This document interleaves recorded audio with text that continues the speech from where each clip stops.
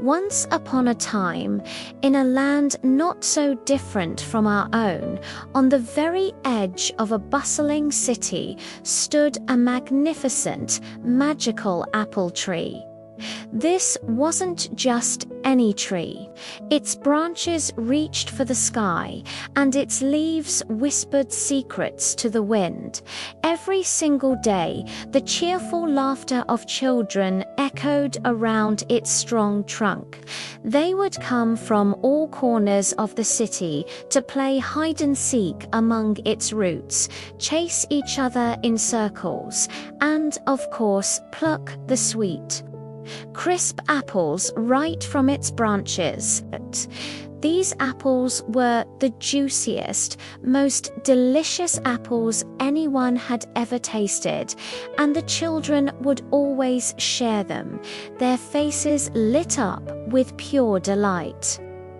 The tree loved the sound of their happiness. It was the music that made its leaves dance. But one sunny afternoon, the happy scene was broken. A new boy, one nobody had seen before, stomped into the garden. He had a deep frown on his face, and his hands were planted firmly on his hips. He looked at the children playing and shouted with a voice that cut through their laughter, "Hey, what do you think you're doing? This garden belongs to me. I bought it a long, long time ago. That means this apple tree is mine, and only mine. You're not allowed to play here anymore. Go on, get out." The children stopped in their tracks, their smiles vanishing. A heavy silence fell over the garden. The joy that had filled the air just moments before seemed to evaporate like morning mist. Hearing the boys' harsh words, they felt a pang of sadness. They looked at each other, their shoulders slumped. Without a word, they bowed their heads, and quietly, one by one, they turned and left the garden. The boastful boy was left all alone, standing under the great apple tree, a smug look on his face. But the garden felt strangely empty and quiet now. The only sound was the rustling of the leaves, which now sounded less like a happy whisper and more like a sad sigh. The magic apple tree had seen and heard everything. It watched the joyful children leave with heavy hearts, and it saw the lonely boy standing proudly by himself. The tree knew something had to be done. It was a wise old tree, and it understood things that people sometimes forget. So, using its ancient magic, it gently rustled its leaves, creating a soft, lulling melody. The boy, feeling a sudden wave of tiredness, yawned and decided to rest. He lay down in the cool shade beneath the tree's sprawling branches, and in just a few moments he drifted off into a deep, deep sleep. And as he slept, the apple tree wove a special dream for him. In this dream, the world was slightly different. The boy suddenly found himself back under the tree, but he was overcome with a gnawing hunger, a hunger so intense it felt like his stomach was a bottomless pit. He looked up and saw the branches were still laden with beautiful red apples. Perfect, he thought. He eagerly started to climb the sturdy trunk, his eyes fixed on the closest, most perfect-looking apple. He reached out his hand, his fingers just about to grasp the fruit. But just as his fingertips grazed the apple's smooth skin, something strange happened. The branch twisted away with a sudden jerk, as if it were alive, and the apple tumbled from its stem. It didn't fall to the ground, though. Instead, it dropped right into a huge dark hollow that had appeared in the tree's trunk. The boy was surprised, but his hunger was stronger than his confusion. He scrambled towards another apple, and then another. But each and every time, the exact same thing happened. The moment he touched an apple, the branch would recoil, and the fruit would fall, lost forever in the dark hollow.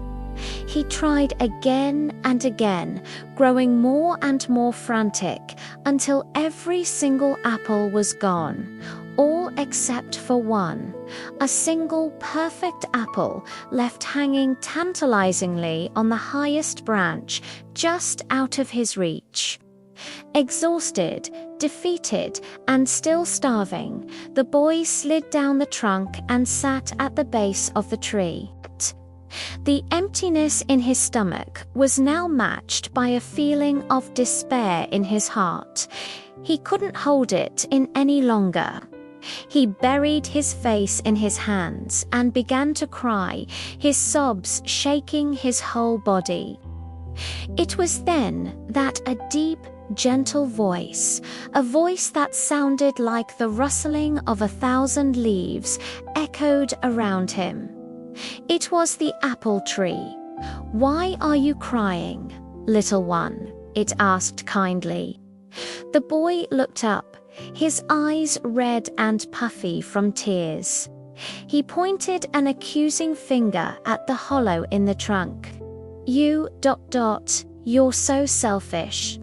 He sobbed, his voice cracking. "You took all the apples for yourself. You ate them all and left none for me. I'm so hungry, and it's all your fault." He felt a surge of anger and frustration. The apple tree didn't get angry, though. Instead, it let out a soft, low chuckle, a sound like creaking branches in a gentle breeze. "Selfish." The tree replied, its voice calm and patient. "Tell me, do you remember a little while ago when you stood in this very spot and drove all your friends away? They were hungry for apples too, you know. They wanted to share them, just as they always do. But you gave them none. You kept them all for yourself. So tell me, my dear boy, who was really the selfish one?" The tree's words hit the boy like a physical blow. Suddenly, the dream faded slightly, and a real memory surfaced in his mind. He saw the faces of the other children, their eyes wide with sadness and confusion as they turned to leave the garden. He remembered the way their shoulders drooped and how the laughter had died on their lips. A hot wave of shame washed over him. He had been so focused on what he wanted that he never once thought about how his actions made others feel. He looked up at the magnificent tree, the single apple still hanging from its branch, and he felt very, very small. "Yes, ... double quotes," he whispered, his voice barely audible. "You're right. I was wrong." The moment he admitted his mistake, the entire atmosphere of the dream shifted. The apple tree let out a hearty, booming laugh, a joyful sound that seemed to shake the very ground. Its branches quivered with delight, and that last single apple dislodged from its stem. It didn't fall into the hollow, though.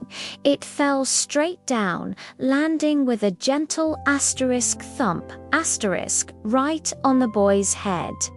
With a jolt, the boy's eyes snapped open. He was no longer in the dream. He was lying on the soft grass under the real apple tree, the afternoon sun warming his face. He blinked, confused, and looked around. The giant dark hollow in the trunk was gone. The tree stood peacefully, just as it always had, and to his amazement, its branches were once again heavy with hundreds of ripe red apples. It was as if the dream had never happened. But he knew it had. The memory of the dream, the hunger, the shame, and the tree's wise words were crystal clear in his mind. He didn't hesitate. He leaped to his feet with a newfound energy and purpose. He knew exactly what he had to do. He turned and ran out of the garden, his feet flying over the ground as he raced to find the other children. He found them sitting glumly by the side of the road, not knowing where to go. "Friends, friends, wait," he shouted as he ran towards them. They looked up, surprised to see him. "Come back," he panted, a genuine smile spreading across his face for the first time that day. "Please come back and play. I'm so sorry. I'm sorry for chasing you away. The garden is for everyone." The children stared at him for a moment, and seeing the sincere regret in his eyes, their own faces broke into wide, happy smiles. With a joyful cheer, they all got up and ran happily back to the garden together. This time, it was the boy himself who eagerly scrambled up the apple tree. He climbed with a skill he didn't know he had, picking the ripest, reddest apples he could find and tossing them down to his waiting friends below. Soon, the air was filled with joyful shouts and laughter once again. The garden was alive with happiness, more vibrant than ever before, and as the boy sat on a branch, watching his friends share the delicious fruit, he finally understood it. He understood that having something all to yourself isn't happiness at all. The greatest, sweetest, and most magical joy in the world is the joy you share with others. Thank you so much for joining me for this wonderful story. I hope it brought a little magic to your day. If you enjoyed it, don't forget to like this video and subscribe to the channel for more stories to share. See you next time.